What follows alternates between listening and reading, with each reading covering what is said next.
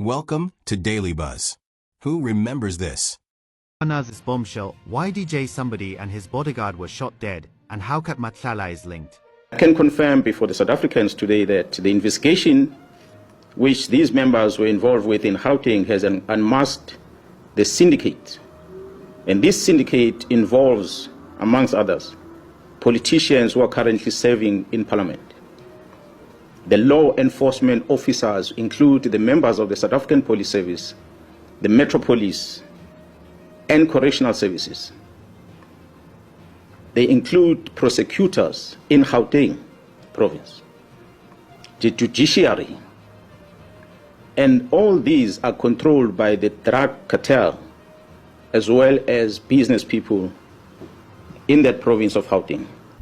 The story begins with a chilling question: what connects an AK-47, a pistol, and the murder of DJ Sumbody and his bodyguard?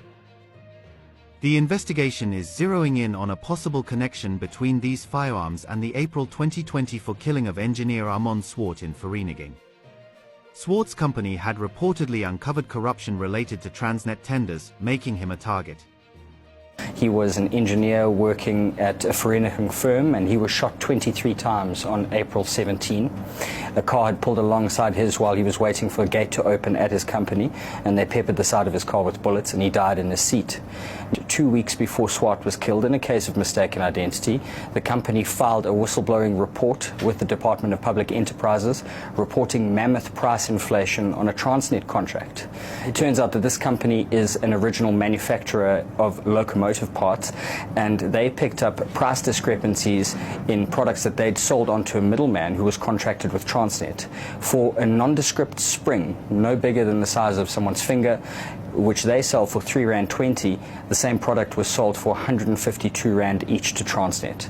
The net effect of this is that what should have been a R25,000 contract morphed into a R1.2 million contract, and 2 weeks after reporting this discrepancy, Swartz was gunned down. In this case, the police were quick to act, and on the same day that Swartz was killed, they arrested 3 men, amongst them a 30-year veteran police officer attached to the Johannesburg Central Detective Branch. The evidence has been found in the cell phone of Mr.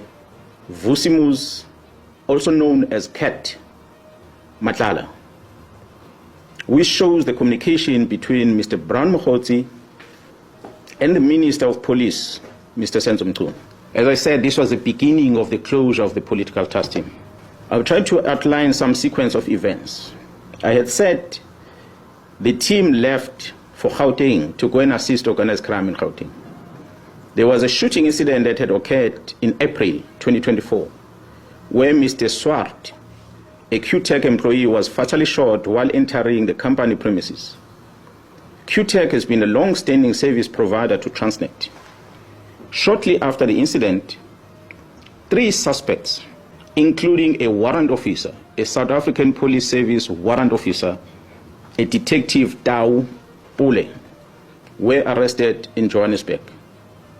During the arrest, weapons that were used in this murder, which was an AK-47 and a pistol, along with cell phones, were confiscated. I must applaud the team in Gauteng who had effected this arrest before the arrival of the team in KZN.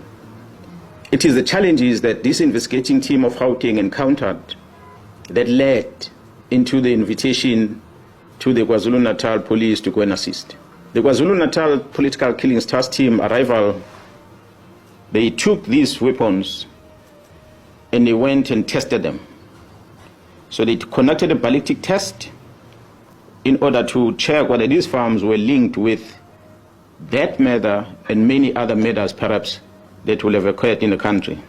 On the 30th December 2024, the ballistic expert issued a ballistic report which linked these firearms not only with the murder of Mr. Swart, but these firearms were linked with a number of high-profile cases. And these cases include very high-profile South African artists that were murdered in Gauteng, which occurred dating back as far as 2021. Opa John Sefoga, known to his fans as DJ Sumbody, and his bodyguard, Walter Sbusiso, were gunned down in Johannesburg in November 2022. Their deaths, initially shrouded in mystery, now edge closer to a disturbing nexus of gangsterism, drug trafficking, state corruption, extortion rackets, and criminal networks embedded in private security companies and nightclubs. A key figure emerging in this complex web is Vusimusi, Cat Matlala, a businessman with alleged ties to Sbusiso's past. Sbusiso is said to have worked for Cat VIP Protection, a security company founded by Matlala. Matlala himself was awarded a 360 million rand police contract last year, which has since been terminated. Previously flagged Matlala over contracts linked to Tembisa Hospital in Gauteng, financially supporting Police Minister Senzo Mtunu's political endeavors. Mtunu has vehemently denied these claims, stating that he does not know Matlala and has never received anything from him. Mkwanazi's allegations have ignited an unprecedented scandal, one that threatens to expose a high-level criminal syndicate operating within the South African Police Service. Mkwanazi claims that a drug cartel headquartered in Gauteng is ultimately controlling this syndicate. Police Commissioner General Fanny Masemola has acknowledged the gravity of the situation, describing the scandal as unprecedented and stating that it strikes at the heart of the police. President Cyril Ramaphosa has stepped in, signaling the seriousness of the crisis. Evidence, particularly ballistics reports linking the firearms used in the Swart murder to other high-profile cases, including the shootings of South African artists. Connecting the AK-47 and pistol confiscated in the Swart case to a number of shootings dating back to 2021. Of December 2024, Mtunu sent out a directive to freeze the filling of vacancies in the Crime Intelligence Unit and to disband the Political Killings Task Team. Mkwanazi claims that this disbanding was a deliberate attempt by Mtunu to shield politically connected members of a criminal syndicate from prosecution. Mtunu has dismissed these allegations. Vango actress Teboko Tobejene, who is Cat Matlala's former girlfriend, was wounded in a shooting in Santon in October 2023.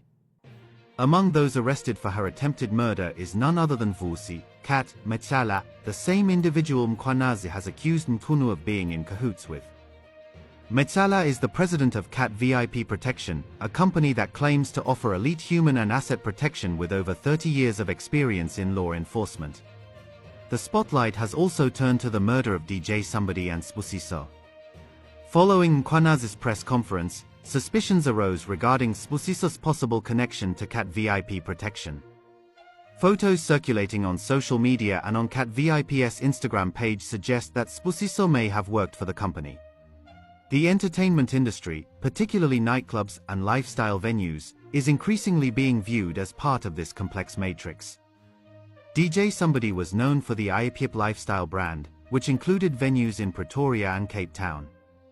The IAPIP Lifestyle Lounge in Cape Town has been the subject of controversy, with accusations of gang involvement and intimidation of customers. Ralph Stanfield, an accused 28's gang boss, and his wife Nicole Johnson were allegedly involved in the venue. Kagiso Setsetse, who was DJ Sumbody's business partner, claimed that Stanfield was involved in handling security at IAPIP Cape Town and that gangsters had terrorized customers after the venue opened in 2021. Setsetse, while hiding in Dubai, expressed fear for his life, claiming he received threats from a crime suspect and would be killed immediately if he returned to South Africa. He believes the underworld has serious contacts in most authorities' ranks and would know if he was in the country, putting his life at risk. The work of the organized crime in Gauteng, supported by the Political Killings Task Team, has indeed been compromised. Has also turned its attention to the drug trade, with suspicions that crooked cops are working with gangsters in the Western Cape. There have long been suspicions that figures based in Gauteng import narcotics and distribute them throughout South Africa, with a special focus on Western Cape gangs. Mkwanazi's presentation alleged that an investigation involving police officers from KwaZulu-Natal and Gauteng had unmasked the syndicate, which involves politicians, law enforcement, SAPS, Metro Police and Correctional Services, prosecutors, judiciary, and controlled by drug cartel as well as business people. He claimed that this cartel was headquartered in Gauteng and importing drugs from South America, often entering South Africa through Durban Harbour. From Durban, the drugs were allegedly transported to Gauteng, processed, and distributed around South Africa and beyond. The Crime Intelligence Unit has also come under scrutiny, with its head, Dumisani Khumalo, and 6 colleagues arrested on corruption-related charges. 25th of June this year, the project coordinator of the political killings task team is arrested by IDEC. A dramatic arrest. A dramatic arrest. Khumalo's name previously surfaced in a cocaine scandal linked to a 200 million rand interception in Johannesburg in July 2021, along with that of Major General Feroz Khan, the head of counterintelligence and security at Crime Intelligence. Khan was accused of defeating the ends of justice and bringing the SAPS into disrepute in connection with the 2021 cocaine bust. However, Khan has countered that Khumalo used the cocaine interception to target him due to his investigations into the abuse of secret funds, potentially linking back to Khumalo. The cocaine at the center of the 2021 scandal had reportedly come from Brazil, arrived in KwaZulu-Natal, and been transported to Gauteng, following the same route that Mkhwanazi said the alleged cartel was using. Further supporting Mkhwanazi's claims, the Hawks offices in Port Shepstone, KwaZulu-Natal, were burgled in November 2021, and cocaine worth 200 million rand was stolen. This theft, widely viewed as an inside job, bolsters Mkhwanazi's claim that corrupt police are involved in drug trafficking. Mthunu on a leave of absence and established a judicial commission of inquiry to investigate Mkhwanazi's claims. As we intensify the fight against crime, it is vital that we safeguard the integrity and credibility of the police and other law enforcement agencies. These allegations, therefore, call for an urgent and comprehensive investigation. To address these allegations and the implications of these allegations, I'm establishing a judicial commission of inquiry that will be chaired by Acting Deputy Chief Justice Mbuyisile Madlanga. Justice Madlanga will be assisted by Advocate Sesi Baloyi, Senior Counsel, and Advocate Sandile Khumalo, Senior Counsel.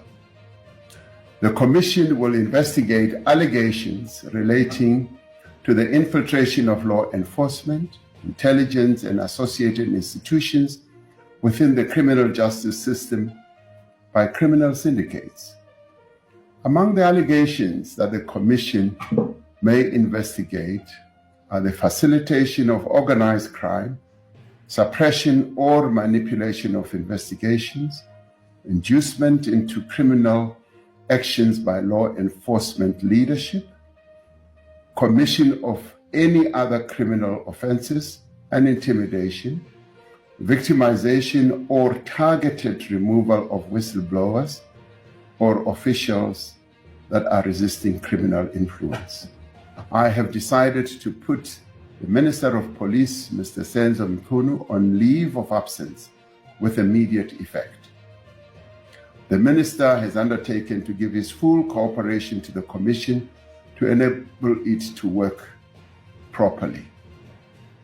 I have decided to appoint Professor Feroz Kachalia as Acting Minister of Police. Professor Kachalia is currently a Professor of Law at the University of the Witwatersrand and is the Chairperson of the National Anti-Corruption Advisory Council. He previously served as an MEC of Community Safety in Gauteng. Mchunu has welcomed the President's decision and pledged his commitment to the process, stating that he stands ready to respond to the accusations against him and account to the citizens of the Republic. However, some believe that Mchunu's leave of absence is a cover-up, alleging that he requested the special leave and the commission of inquiry during a meeting with Ramaphosa on Thursday in which the President asked Minister Mchunu to explain what happened and give his side of the story. Thanks for watching.